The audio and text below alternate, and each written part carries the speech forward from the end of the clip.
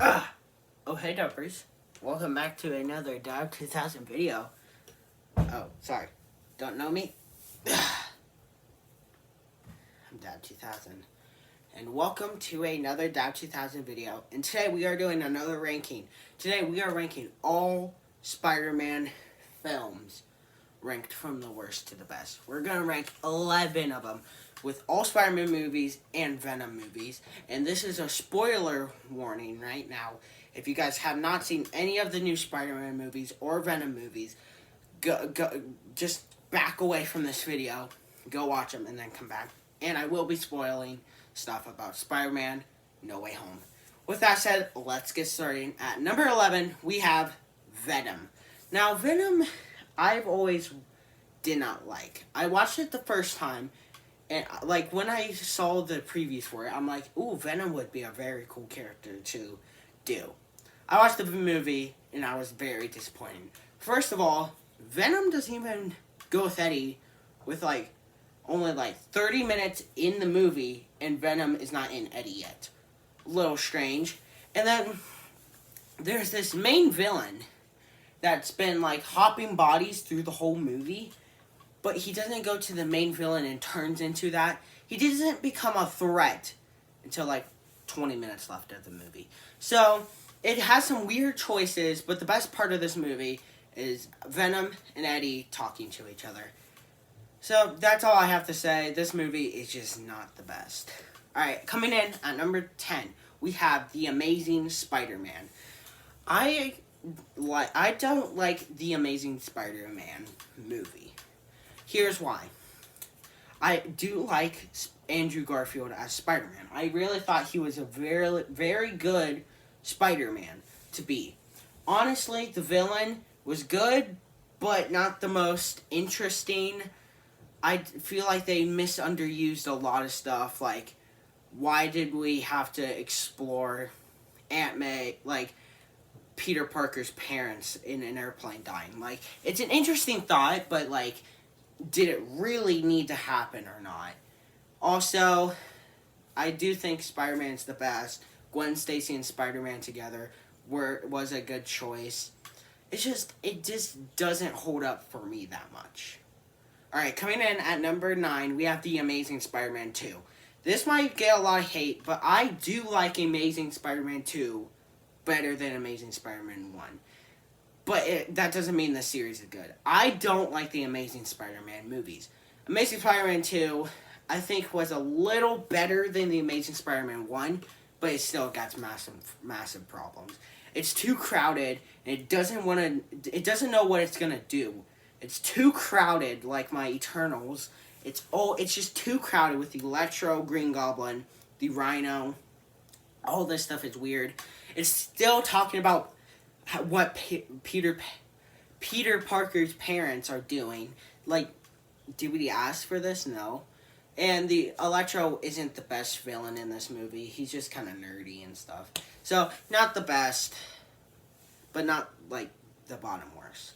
Alright, coming in at number 8, we have Venom, Let There Be Carnage. Now, I do not hate this movie. I think it was a better improvement from Venom 2.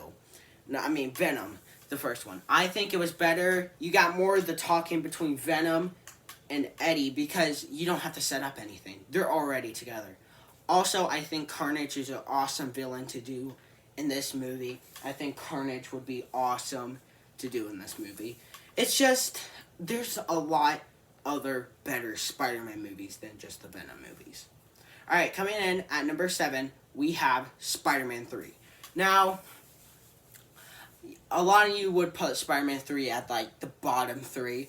Honestly, I think it's better than the bottom 4 I have, but I'm not saying it's great either.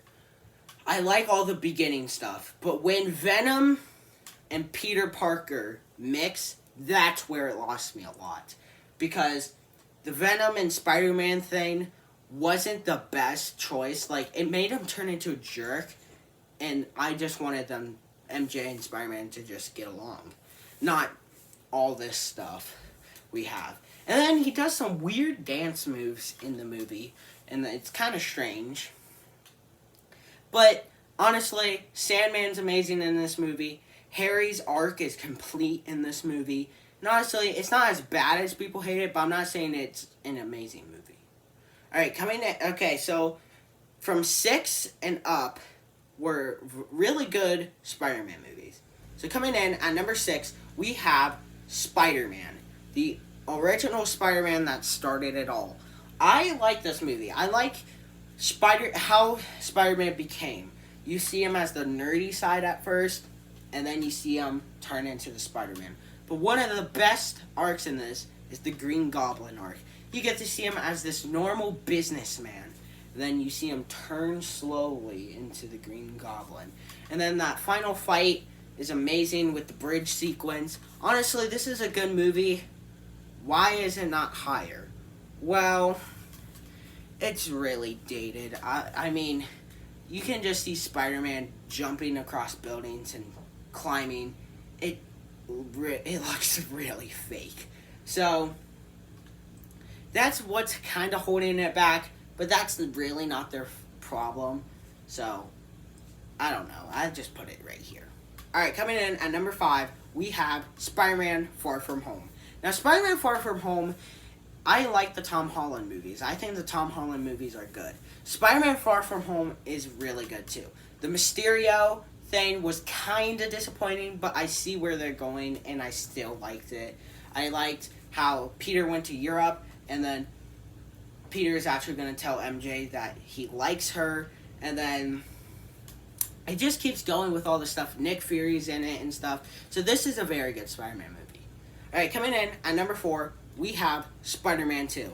Now, I do think Spider-Man 2 is the best Tobey Maguire Spider-Man movie, because I think the Doc Ock character arc was amazing in this movie. They used that very well in this movie. I liked how you see him as a family man, businessman, then you see him turn because of his tentacles. So I like that arc. Spider-Man's arc is very complete in this film. I like how he's like MJ, he wants to go with MJ, but he can't because he's Spider-Man, and he doesn't want to hurt her as Spider-Man. Wants to hurt her with his Spider-Man powers. But then Spider-Man unmasks himself in the final fight, and then MJ just sees him, and then that's why he couldn't. And why is this not higher on my list? It's that part when Spider-Man loses his powers because he's bum. I did not understand that part at all, so that's not why it's higher, but it's still a very good Spider-Man movie. Coming in at number 3, we have Spider-Man Homecoming. Now, I do like Spider-Man Homecoming. It's a very good movie. I like how this is the basically origin-ish of Spider-Man, and you get to see him go through all this stuff. The Vulture is probably the best villain in this movie, because you get to see he's not trying to blow up the city. He's just trying to repair stuff, get stuff for his family so he can survive. And the biggest twist ever was when you see Peter, the person Peter loves, and her dad is Vulture. Biggest surprise of my theater, for me. I was like, oh my goodness, that was a huge twist for me, and it's an amazing movie, and it also has Iron Man in it. So what could you complain? All right, coming in at number 2 is Spider-Man Into the Spider-Verse. I love this movie so much. I'm so glad they're doing a sequel for this movie, Spider-Man 2. I did just realize that Spider-Man Across the Spider-Verse Part 1 is Part 1 of a movie. But anyway, let's talk about this. I like how it's not just about Spider-Man. It takes a new perspective and turns it into Miles' perspective. So you get to see Miles do all this stuff. But it's also breaking realities, because you see Peter B. Parker, one of the best Spider-Man in this movie. You get Gwen, you get Spider-Man Noir, you get a lot of Spider-Man people, even Spider-Ham. So, what can you go wrong with this? And I'm glad they did it animated, because I don't think they could have done all this stuff in a live-action movie. I think it had to be animated. Alright, coming in at number 1 is Spider-Man No Way Home. The newest Spider-Man movie, I think, is the best Spider-Man movie. This is basically Tom Holland's Spider-Man origins, because you get Aunt May that dies in this, and she says, with great power comes great responsibility. That affects Peter, but they also have Tobey Maguire and Andrew Garfield come in this movie. My theater went nuts when that happened. And it's just an overall good movie, and everything about it is good. Even has Doctor Strange in it. It's just an amazing movie, so this is why it comes in at number 1.